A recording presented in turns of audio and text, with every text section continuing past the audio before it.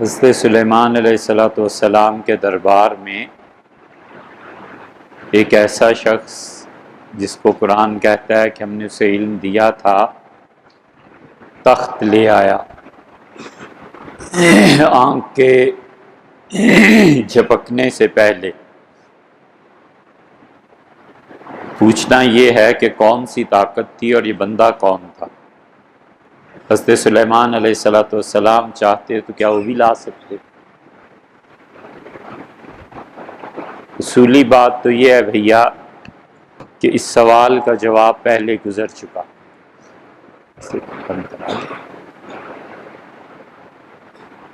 اور ہم نے یہ عرض کیا تھا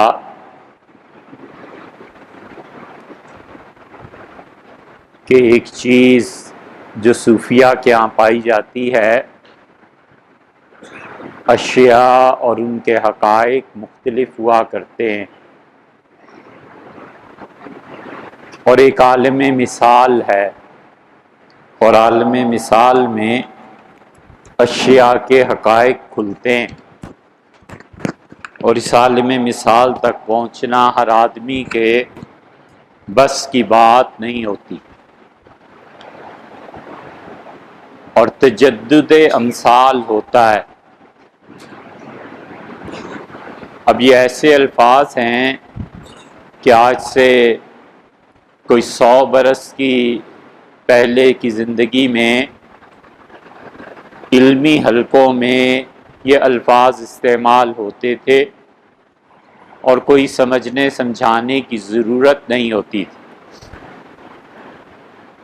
ایک دنیا ہے جو ہمیں اپنی آنکھوں سے نظر آتی ہے، ایک آخرت ہے جہاں پہنچنا ہے، اور ایک عالم مثال بھی ہے۔ اس کو بند کرا دیں، دقت ہو رہی ہے بولنے میں مجھے۔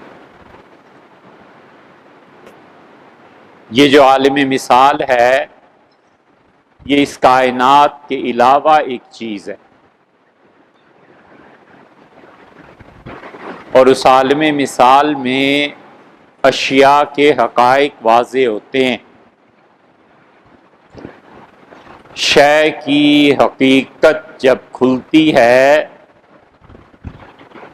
تو کبھی کبھی انسان کی موت واقع ہو جاتی ہے۔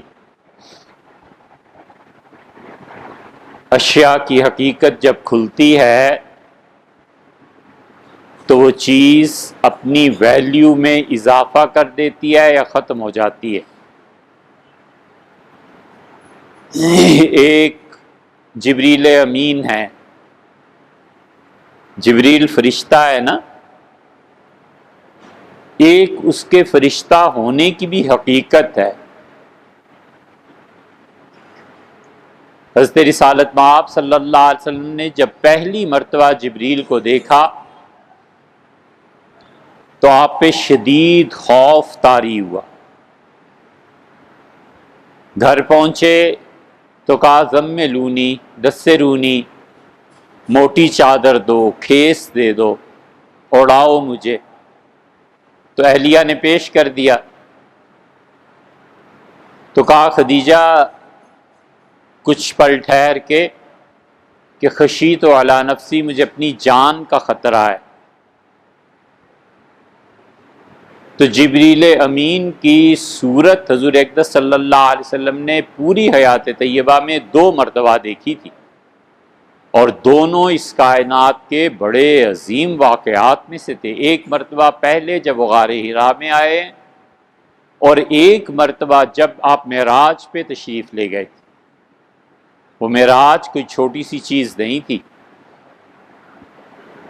آپ نے خود فرمایا کہ میں نے جبریل امین کو 2 مرتبہ اس کی اصلی صورت میں دیکھا، اور کہا 600 جناح، 600 پر تھے جبریل کے، اور جبریل جب اڑے ہیں تو مجھے لگا جیسے افق آسمان بھر گیا ہے اس کے پروں سے۔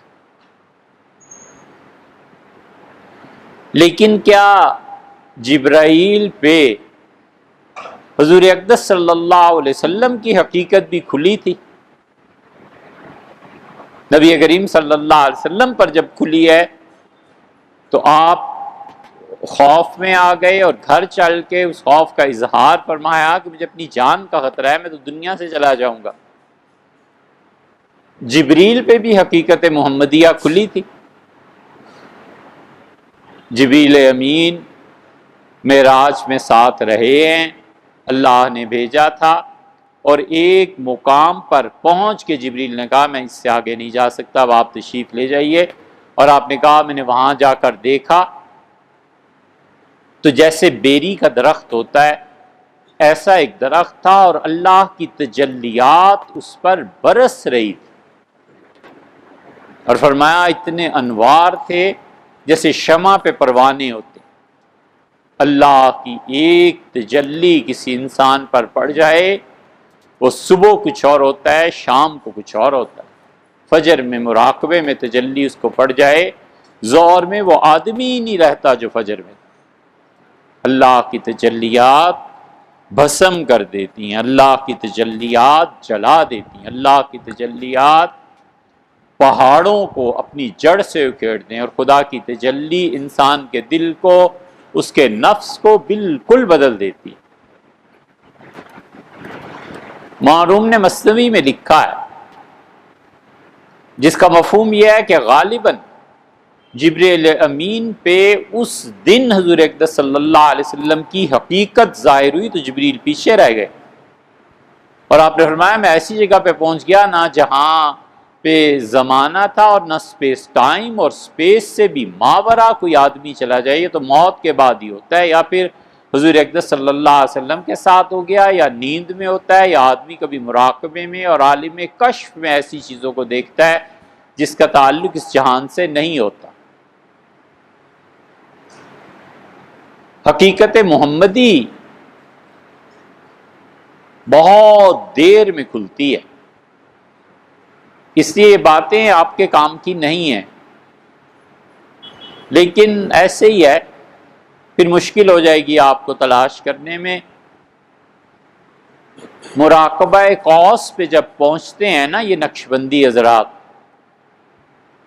اور ہمارے ہاں چشتی صابری حضرات جب مراقبہ معیت اور اقربیت اور بعض مشائخ کے یہاں محبت، وہ مراقبہ ذات سے پہلے حقائق کا ادراک ہونا شروع ہوتا ہے،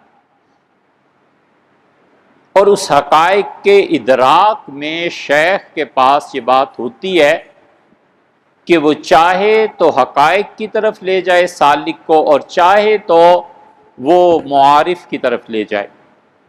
جب حقائق کی طرف شیخ لے جاتا ہے تو پھر حقیقت موسوی کھلتی ہے، پھر حقیقت عیسوی کھلتی ہے، پھر حقیقت محمدیہ کا ادراک ہوتا ہے، پھر قرآن مجید کی حقیقت کا ادراک ہوتا ہے، پھر حقیقت کعبہ کا ادراک ہوتا ہے۔ یہ حقیقت کعبہ کا جب ادراک ہوتا ہے تو آدمی اپنے مشاہدے سے جان جاتا ہے کہ حقیقت محمدیہ اس سے کہیں بڑی چیز۔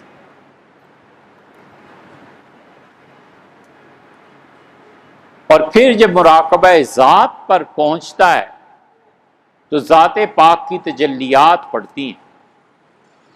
حیدرآباد دکن میں بہت بڑے ایک مفتی صاحب تھے، اب خیال نہیں رہا ان کا نام، ہم کچھ دن پہلے حضرت کا وصیت نامہ پڑھ رہے تھے کہ انہوں نے اپنے بعد وصیت کیا کی، تو ان کے بیٹے نے لکھا ہے کہ وصیت کرتے کرتے رک گئے اور پھر دیکھنے لگے، اور پھر عربی میں مجھ سے کہا کہ اب اللہ تعالیٰ کی تجلیات پڑھنی شروع ہوئی ہیں، اور بس انتقال کر گئے۔ تو یہ جو تجلیات پڑھتی ہیں نا، بہت قوت، بہت طاقت چاہیے۔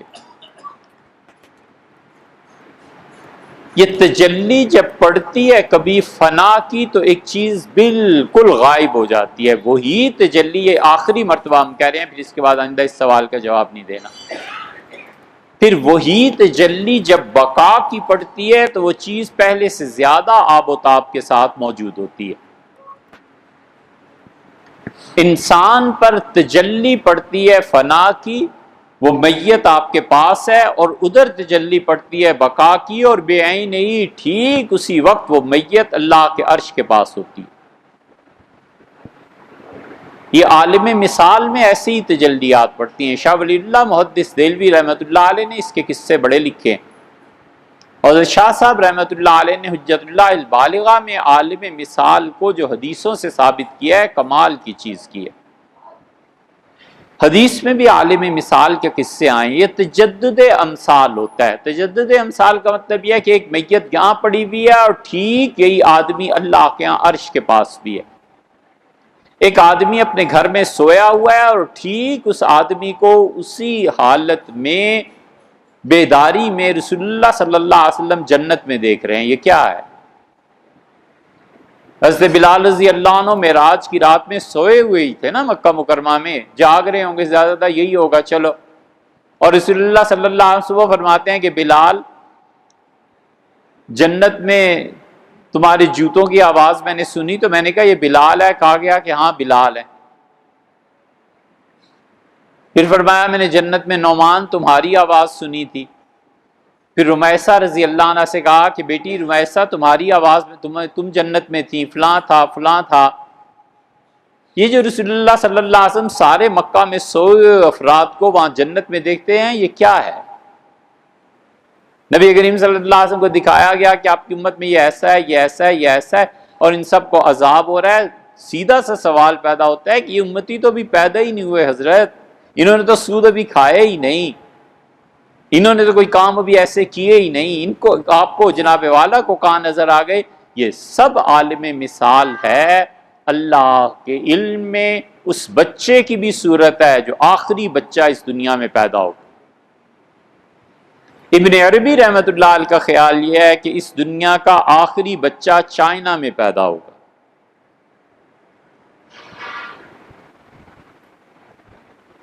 اور جڑواں ہوں گے۔ اور ابن عربی رحمۃ اللہ علیہ نے عالم کشف میں ان بچوں کو دیکھا اور انہوں نے کہا میں نے دیکھا وہ بہن بھائی پیدا ہوئے ہیں اور ایک کا پاؤں ہے اور دوسرے کے سر اس کے ساتھ چمٹے ہوئے۔ یہ سب کیا ہے؟ ابن عربی رحمۃ اللہ علیہ چلیے آپ ان کا انکار کر دیجیے، حدیثوں کا انکار، معراج کا انکار کیسے ہوگا؟ اس لیے اسے کہتے ہیں صوفیہ کی اصطلاح میں تجدد امثال۔ تجدد امثال کا مطلب ایک چیز آپ کو سامنے نظر آ رہی ہے اور یہی چیز ایک لمحے میں دوسری جگہ پہنچ جائے۔ قال الذی عنده علم من الکتاب، بولا وہ شخص جس کے پاس کتاب کا علم تھا سلیمان علیہ السلام کے دربار میں۔ حضرت سلیمان علیہ السلام نے یہی کہا نا کہ کوئی ہے جو ملکہ کا عرش میرے پاس بلقیس کا لے آئے، تو اس سے کہا کہ انا آتیک بہ قبل ان تقوم من مقامک، حضرت میں لے آتا ہوں اس دربار کے ختم ہونے سے پہلے۔ اب دربار 4 گھنٹے کا تھا یا 8 گھنٹے کا تھا واللہ عالم، لیکن اس نے کہا دربار ختم ہونے سے پہلے میں لے آتا ہوں۔ دوسرا تھا اور اس سے کہا کہ حضرت میں اس سے بھی کم وقت میں پلک جھپکنے میں لے آتا ہوں، اور اس نے یہ کہا، سلیمان علیہ السلام نے اجازت دی اور دوسرے ہی لمحے تخت وہاں موجود تھا۔ اس آدمی کو اب تک جتنی زیادہ سے زیادہ تحقیق ہو سکی ہے یہ ہم ہی عرض کر رہے ہیں، اگر یہ غلط ہے تو کوئی حرج نہیں ہے اسے غلط کہنے میں، کوئی ایسا مسئلہ تو ہے نہیں جس پہ کوئی ایمان یا کوئی چیز موقوف، اگر یہ صحیح ہے تو اللہ تعالیٰ اس پہ اجر دے۔ لیکن ہمارا خیال یہ ہے کہ اس آدمی کو عالم مثال سے مناسبت تھی اور اس نے کہا حضرت میں پلک جھپکنے سے پہلے اس تخت کو لے آؤں گا، تو یہ اس کی کرامت ہوگی کہ اللہ نے اس شخص کی عظمت اور اس کے مقام کا اظہار حضرت سلیمان علیہ السلام پہ کیا کہ آپ کے دربار میں ایسے ایسے لوگ موجود ہیں، اور اللہ کی صفت فنا تجلی، اللہ کی تجلی فنا وہاں پڑی یمن میں معارب میں اور ملکہ بلقیس کے ہاں، اور دوسری تجلی خدا کی یہاں پڑی، ایک تجلی میں وہ فنا ہوا اور دوسری تجلی میں باقی ہو گیا، بس اتنی بات ہوئی ہوگی۔ حضرت سلیمان علیہ السلام کو وہ بھی لا سکتے تھے، لیکن یہ چھوٹی چھوٹی باتیں ہیں، یہ بچوں کی باتیں، مقام نبوت سے بے خبری۔ نبوت کا مقام کہیں کہیں بلند، مقام نبوت جو ہے وہ تو چیز ہی اور ہے۔ جس آدمی کو ذرہ برابر بھی مقام نبوت کی ہوا لگی ہے نا، وہ اس کھیل تماشے میں نہیں پڑتا. یہ تو بچوں کے کھیل ہیں یار، یہ کون پوچھتا ہے؟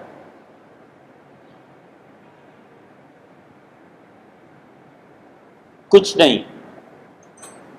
اس آدمی کو بیماری ہو گئی اور انہوں نے جا کر اسے ایک نظر دیکھا اور بیماری غائب ہو گئی.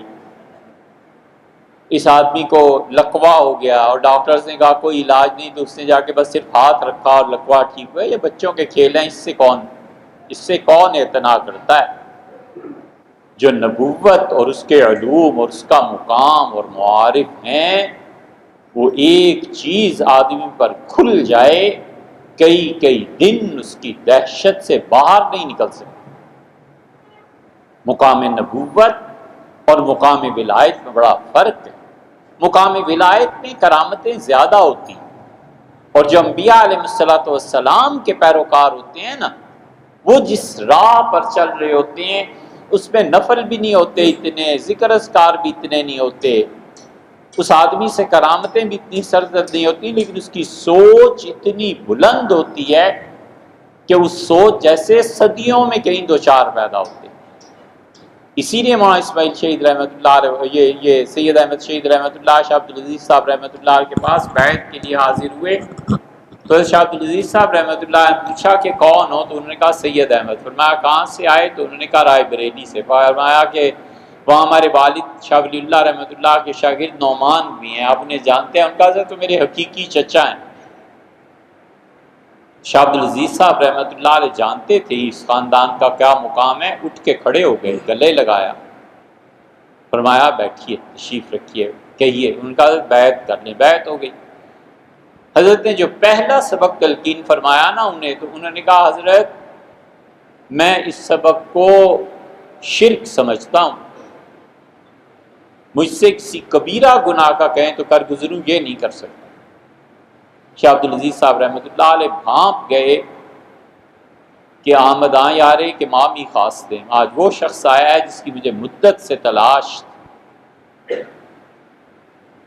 علوم اور معارف کے درجے جب بلند ہوتے ہیں نا راہ نبوت میں، پھر آدمی نہیں ملتا، پھر وہ آدمی ڈھونڈتا ہے کہ کوئی یار آدمی ملے میں جس سے بات کروں. غالب کیا کہتا ہے؟